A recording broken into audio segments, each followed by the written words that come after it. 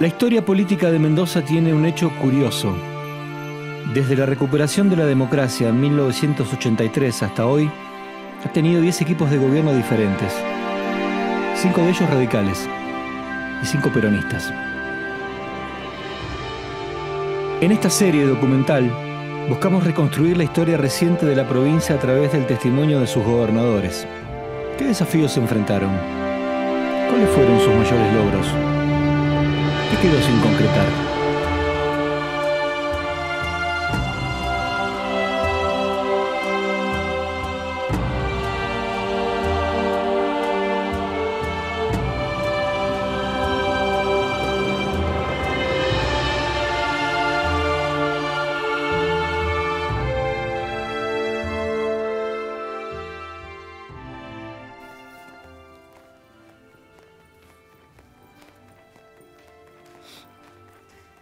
Confirmó Alfredo Cornejo. ¿Sí? Sí. Saben que no he encontrado mucha información. Lo que sí leí sobre la frase la revolución de los sencillos, que eso me parece importante. Bueno, la revolución de los sencillos fue uno de los ejes transversales en la campaña de Cornejo, ¿no? En realidad la frase es una frase romana. Lo verdaderamente revolucionario es hacer bien lo sencillo. Esa fue una de sus premisas. ¿Y su relación con Mauricio Macri? Porque, bueno, ambos fueron parte importante del Frente Cambiemos. Sí, bueno, él consolidó una relación desde la campaña con Mauricio Macri, que después fue trascendiendo a la gestión provincial. Pero así todo también tuvieron sus roces con Macri durante el gobierno. Algunos bastante marcados, sobre todo en el tema de las tarifas. Macri también, hay que ponerlo en contexto, esta situación tiene que recurrir al Fondo Monetario, pedir una pila de millones de dólares como financiamiento. Y bueno, ¿sabían que más allá de esa relación muy estrecha, Cornejo se entera solamente 10 minutos antes, ¿no?, de que Macri anunciara que Argentina iba a ir al fondo? Ah, no sabía. Eso lo he leído que lo ha dicho Cornejo. Y acá vuelve a aparecer Portezuelo del Viento, ¿no? Y bueno, Cornejo va a conseguir financiamiento nacional para llevar adelante la licitación para la apertura de sobres de la construcción de Portezuelo del Viento. Estamos hablando también de un gobernador con una fuerte consolidación de poder, ¿no? Tanto es así que él prácticamente termina eligiendo a quién va a ser su sucesor después. Y termina incidiendo directamente, ¿no? Suárez, el intendente de la capital de Mendoza, venía bien perfilado y lo elige por sobre todas las cosas ante alguien claramente de su riñón, como era su ministro Martín Kirchner. Bueno, esta es la oportunidad, se confirmó entonces, para hablarlo con él. Tal cual.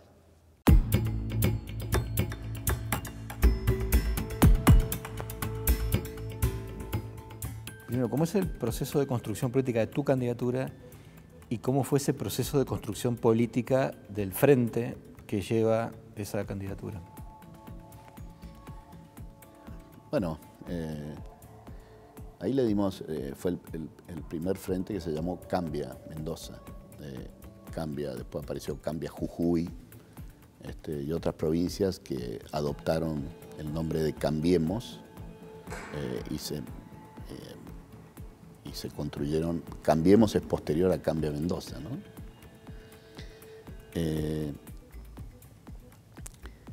Las elecciones PASO fueron en abril y la elección general en junio. Se aplicó la ley PASO provincial, levemente distinta a la que tenemos ahora, con breves cambios, con muy pocos cambios, es la que tenemos ahora. Nosotros llevamos la construcción, eso llevó su tiempo, porque yo era intendente de Godoy Cruz, había ganado la elección del 2007 como intendente con alrededor del 35% de los votos, luego en el 2011, que era una elección conjunta con la presidencial, fue cuando fue el urnazo de Cristina Fernández de Kirchner, y yo iba en un frente anti-kirchnerista, así que, o sea, en el 2011, el mismo día de la elección nacional, boleta sábana, en Godoy Cruz fui a la reelección y sacamos más del 50% de los votos.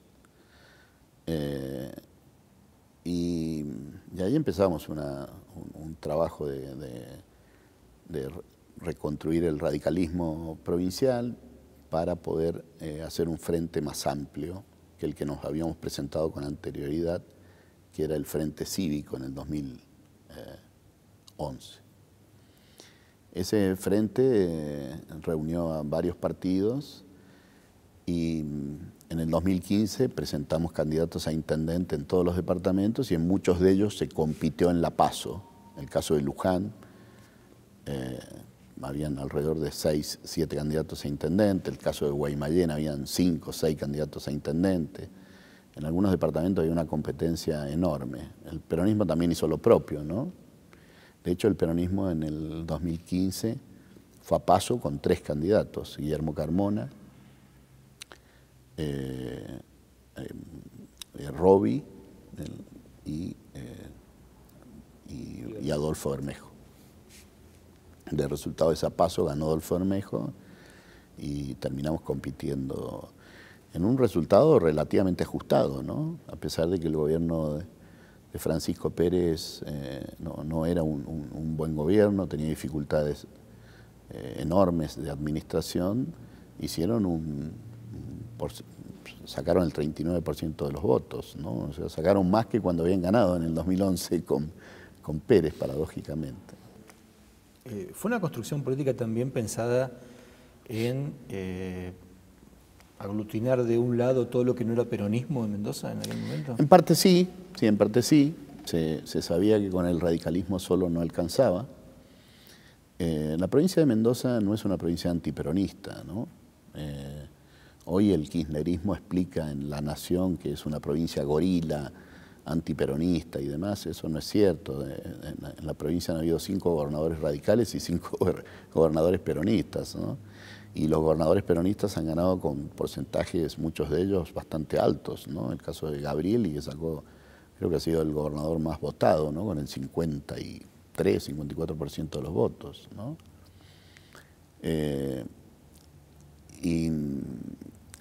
Pero sí es cierto que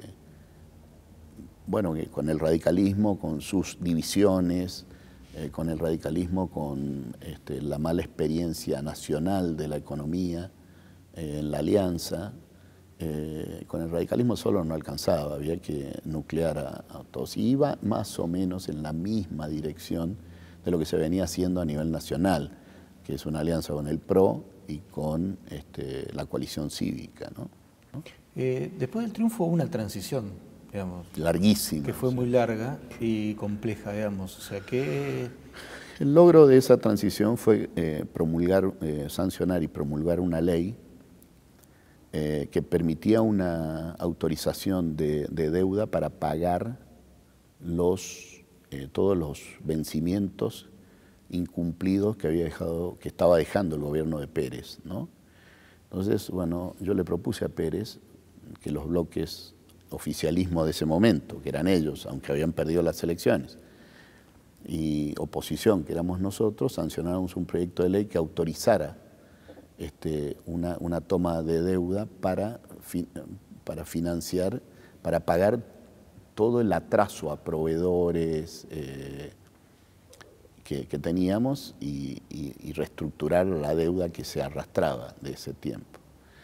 Pero le pusimos una condición, porque si no se lo iba a gastar, era tan larga la condición, es que se ejecutaba ese préstamo, esa autorización, el 40% durante su mandato y el 60% durante el mandato del próximo gobernador electo. Esa cláusula se aprobó en la legislatura. Ahora Francisco Pérez se dio vuelta y fue a buscar ese aval de financiamiento con Kicillof, que era el ministro de Economía en ese momento, y le dijeron: vos has hecho una pésima negociación, ¿cómo te vamos a dar deuda, te vamos a autorizar deuda para el gobierno que viene? Y le trabaron esa autorización de endeudamiento. Ahí siempre quedó instalado como que vos habías hecho gestiones para trabar ese financiamiento. Efectivamente, yo fui a una reunión con Kicillof, exactamente, y le expliqué y me dijo que no comprendía esa ley, que por qué habíamos hecho eso, que...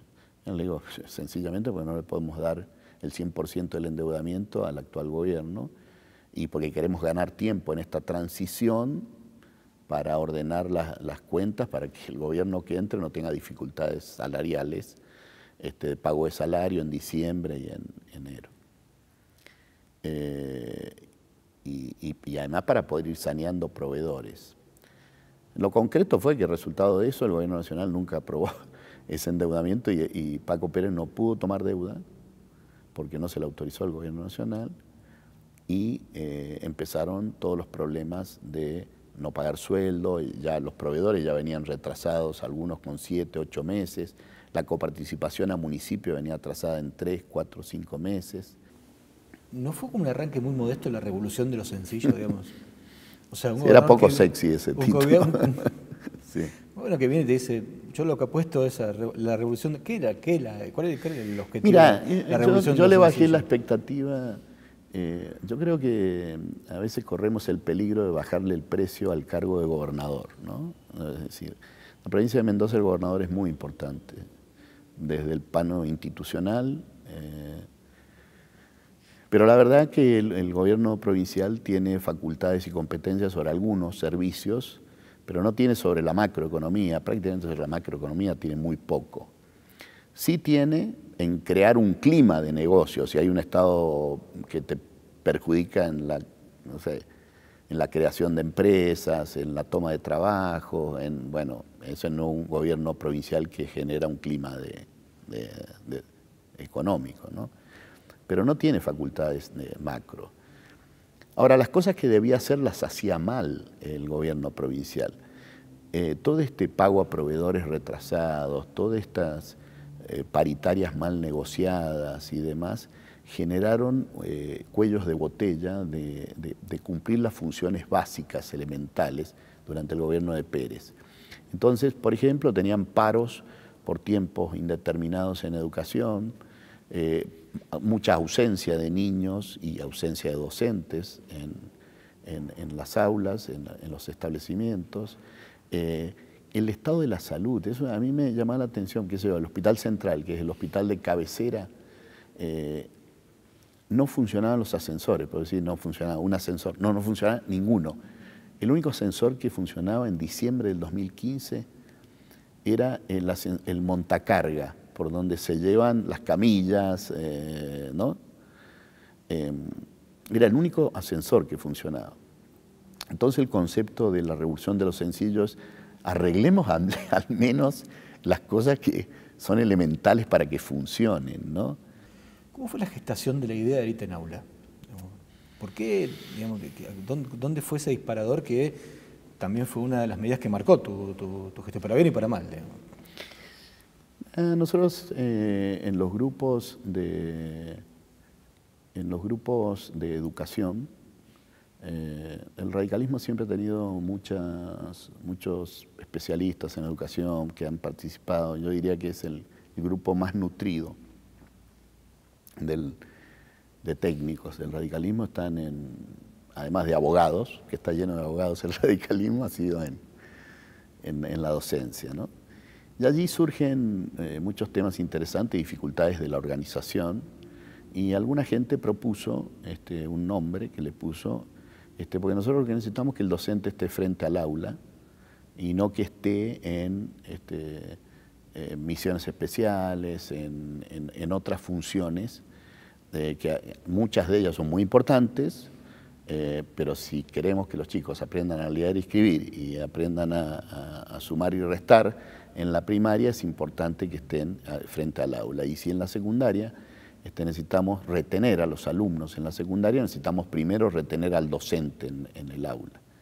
Así surgió eso, y la única forma que yo le veo en un sistema, que no es que le veo yo, esto está súper probado, son los incentivos económicos, y esto surgió como un incentivo. Hoy, en la actualidad, hay un gran debate cuando hay elecciones, ¿no?, acerca del Élite en Aula. La verdad es que el Élite en Aula tiene un porcentaje hoy día muy bajo con respecto al salario. Ya no es un disuasivo, además, se ha licuado el Élite en Aula, ¿no? En distinta forma, de buena o de mala manera, pero siempre influyó mucho el gobierno nacional, digamos, en la gestión provincial. Sí. Yo creo que un capítulo aparte merece tu relación con Macri, digamos, en ese sentido, que te tocó en coincidencia. ¿Cómo fue la construcción política con Macri en la previa a las elecciones? ¿Y cómo fue ese vínculo después con vos, gobernador, y el presidente? La verdad que yo no lo conocía mucho. Lo conocí a través de Emilio Monzó, que trabajaba con él. Y hicimos un convenio con la ciudad de Buenos Aires de intercambio del Colón con el Teatro Plaza. Hicimos cosas conjuntas y demás, teníamos toda la de ganar. El Teatro Plaza con el Teatro Colón, digamos, era una cosa que beneficiaba. Ahí lo conocí cuando él era jefe de la ciudad de Buenos Aires. Y con un tema específico, no tenía una relación política muy aceitada, ¿no? Tuve una sola reunión con él y después lo conocí mucho más en la gestión. Era una relación tensa, dura. Él es un tipo duro. Pero creo que me gané el respeto de él, ¿no? Yo la relación con la Nación la veo positiva en los 4 años, ¿no? Ahora, antes de eso, ¿vos decidís sumarte al proyecto político en conjunto con Cambiemos o fue una decisión particular tuya de Mendoza de jugar con Macri? Fue del radicalismo provincial, habían otros dirigentes, Ernesto Sanz, bueno, Cobos también estaban todos en esa, los intendentes que teníamos, qué sé yo, Rodolfo Suárez todavía era intendente tomamos la decisión de estar en Cambiemos, ¿no? En forma conjunta. Ahora, la relación fue tensa, pero fue respetuosa. Yo logré de él cosas que para mí son un orgullo haberlas logrado como gobernador. Desafío que otro gobernador, con todo respeto lo digo, haya logrado sacarle 1.023 millones de dólares del resarcimiento por la promoción industrial a Mendoza, y como se lo saqué yo, y eso ya lo estamos cobrando. Ya tenemos casi 800 millones de dólares depositados en una fiducia, y en el 2024 vamos a tener los 1.023 disponibles para el próximo gobierno, ¿no? Y me siento orgulloso de ese paso. Pero de lo que más me siento orgulloso es de que vos mismo lo dijiste en la introducción. Los contextos de los gobiernos nacionales influyen mucho sobre las provincias. La verdad que un balance de un gobierno provincial se lo morfa o la personalidad del gobernador o el contexto macroeconómico o una mezcla de las dos. A mí me tocó ser gobernador en los 4 años del mandato, 3 eran con recesión económica y uno solo con crecimiento. El 2016 fue recesivo, el 2017 hubo crecimiento con respecto al 2016, que había sido recesivo. 2018 fue recesivo y 2019 fue recesivo. Y en ese marco, nosotros no solo que equilibramos las cuentas, sino que pagamos la deuda anterior, bajamos el nivel de deuda, equilibramos gastos e ingresos, prácticamente bajamos la planta de personal en un porcentaje alto y nunca paramos la obra pública. Y como si eso no fuera poco, la última paritaria del 2019 fue con cláusula gatillo por inflación, porque ya había inflación a partir del 2018, más alta, una inflación 2018 y 2019 alta, y terminamos la gestión con una cláusula gatillo del 2019 que se cumplió a rajatabla. Es decir, fíjate vos, balance en 4 años de recesión económica, 3 de recesión económica y 1 solo de crecimiento, nosotros logramos tener más obra pública que el gobierno anterior, que había tenido crecimiento, que el anterior, que había tenido crecimiento, un porcentaje de obra pública más alto, menos empleados públicos y equilibrio, superávit fiscal. La pucha, es un balance. Si hubiese habido crecimiento económico, hubiese sido un gobierno con muchas más obras aún. Pero bueno, también depende de la nación. En ese contexto, ¿cómo te enterás vos como gobernador del endeudamiento con el fondo? Me llamó Macri unos minutos antes para notificarme, no para consultarme, de que hizo el anuncio, ¿no? De que hizo el anuncio, hizo una cadena nacional, o un mensaje, ¿verdad? No sé si cadena. Sí, unos minutos antes, 10 minutos antes. 15 minutos. ¿Te molestó esa actitud, digamos? O... Yo creo que era bueno conversarlo en una mesa más amplia de Cambiemos, los pros y los contras. Ellos se enredaron en un tema financiero, que se había agotado el crédito internacional y que no había más remedio, que lo único que prestaba era el fondo, ¿no? Ese fue el razonamiento, pero se llevó a ese proceso después de apostar a esa... la verdad que era un tema para conversarlo más, digo, en una mesa un poco más horizontal, ¿no?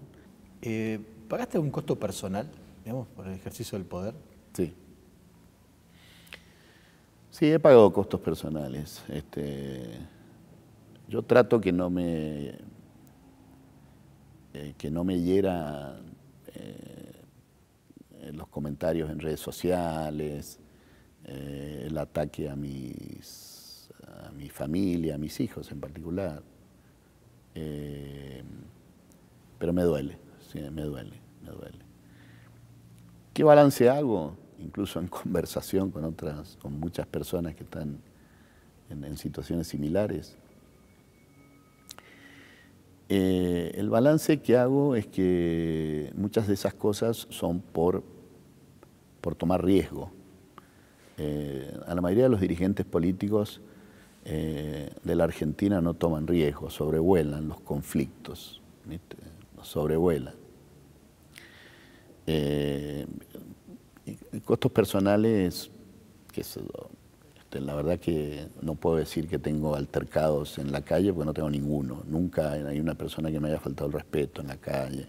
Al contrario, se arriman para apoyar, obviamente, se arriman para sacar una foto, se arriman. Pero también se arriman para hacerme críticas, ¿eh? O sea, yo voy de café en café porque me encanta la cultura del café, hago reuniones así, me junto con gente en uno que otro café y se arrima gente y muchos vienen con comentarios que quieren ser escuchados, más que nada, yo diría. Y eso lleva su tiempo, pero a mí me gusta escuchar, me gusta que se arrimen, que tengan la confianza como para poder decirme, incluso críticas, ¿eh? No personales, no me hacen críticas personales, pero sí críticas o a alguna posición mía o alguna... Y me permite explicárselo, me permite... Y eso me gusta, me gusta. El día que yo me sienta que no puedo hacer esa vida, ahí sí que el costo personal, ese sí que no sé si lo soporto. Eso me llama la atención, digamos, porque Costa como una coraza, una personalidad fuerte y dura. Pero tengo mi sensibilidad como cualquier ser humano, ¿no? Me molesta. Y además muchas cosas son súper injustas y son de mala fe, algunas, ¿no? Pero en general, bueno, cuero duro hay que tenerlo, ¿no? Hay que tenerlo para estar en cualquier actividad. La periodística también, ¿eh? O sea, no te creas. Para ser empresario y hacer bien las cosas también hay que tener cuero duro y cosas. La verdad que me encantaría que Mendoza sea un cantón suizo, que sea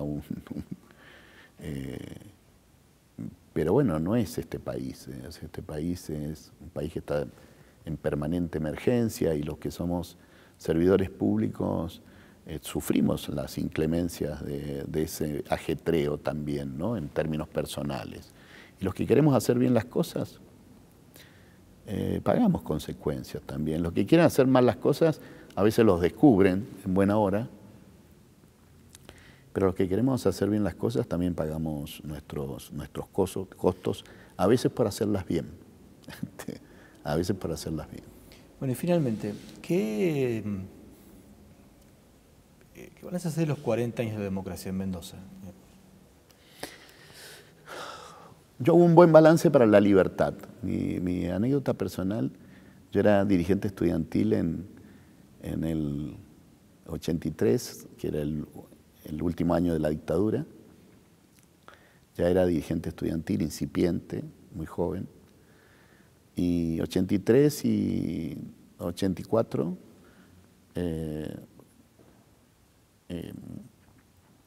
estuve muy involucrado en el proceso de Chile, de vuelta a la democracia, y hacíamos comités y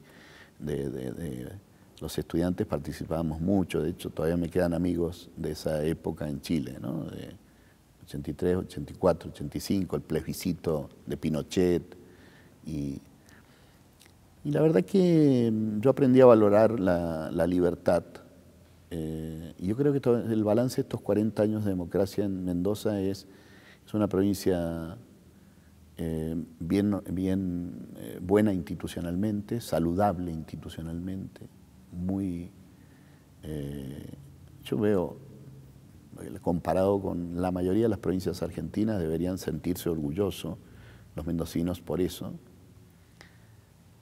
Ahora, si el balance lo hago desde el punto de vista económico y social, que es la epidermis, bueno, estos 40 años han sido un retroceso económico y social, y en la Argentina también. Ahora ha sido culpa de la democracia, ¿no? Categóricamente no ha sido responsabilidad de la democracia. Ha sido responsabilidad de tener malos gobiernos y algo que no va a decir ningún dirigente político, creo, o no va a decir, que va a decir pocos dirigentes políticos, y también de complicidad de la sociedad, ¿no? Que ha aceptado cosas, ha aceptado con mucha tolerancia corrupción, ha aceptado formas poco democráticas de ejercicio del poder. Mendoza, yo creo que en estos 40 años tiene que hacer un balance positivo sobre la libertad, pero no puede hacer un balance positivo como la Argentina sobre su desarrollo económico y social. Alfredo Cornejo esperó su oportunidad para llegar al poder. Y lo logró en 2015, después de conformar una alianza que gobierna hasta hoy en Mendoza y de atar lazos tan fuertes como ríspidos con Mauricio Macri, que gobernaba en aquel momento el país. Fueron momentos de inestabilidad económica, pero también de la inauguración de una obra vital para el desarrollo del turismo, el túnel de Potrerillos. Hubo tiempo para la música también. La fiesta de la cosecha alcanzó en esos años un momento elevado, en tiempos de celebraciones de vendimias accidentadas, y le sumó así un poco de arte y de música a la nueva crisis.